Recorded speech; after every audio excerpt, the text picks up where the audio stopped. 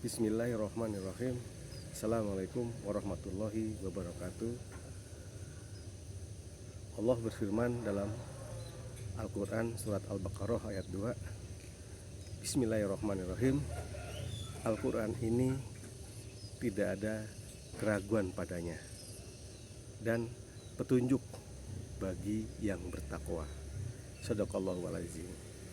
Begitulah kira-kira arti daripada surat Al-Baqarah ayat 2. Rekan-rekan yang dimuliakan Allah, kita semua tahu bahwasanya semua itu harus ada petunjuknya, baru kita bisa menjalankan sesuai petunjuk tersebut.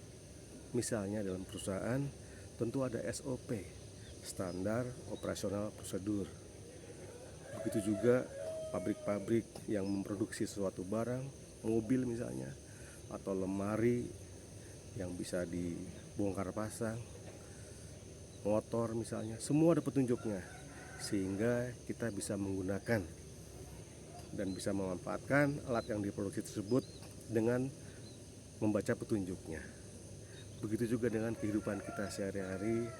Allah menciptakan kita itu untuk beribadah. Nah, dalam beribadah sampai dengan akhir hayat kita itu, Allah juga membuat petunjuknya agar kita selamat dunia akhirat dan terhindar dari api neraka. Petunjuk tersebut adalah Al-Quranul Karim.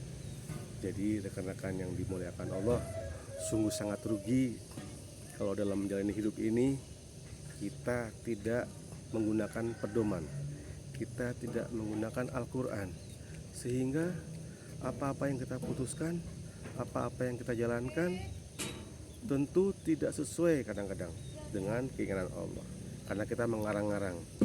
Kadang-kadang hati kita juga sedih, hati kita nelangsa, berlarut-larut, karena kita tidak kembali pada Al-Quran. Jadi rekan-rekan yang dimuliakan Allah, mulai sekarang yuk senantiasa kita membaca Al-Quran secara kontinu, rutin, meskipun hanya satu ayat, tapi terus rutin. Lama-lama kita akan jatuh cinta dan ketagihan untuk membaca Al-Quran dan artinya, karena itu adalah salah satu tombo hati, salah satu obat hati adalah membaca Al-Quran dan maknanya.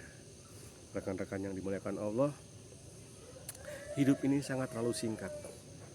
Kita tidak terasa dulu masih SD, SMP, SMA, sekarang sudah tua. Sebentar lagi mungkin Allah manggil kita.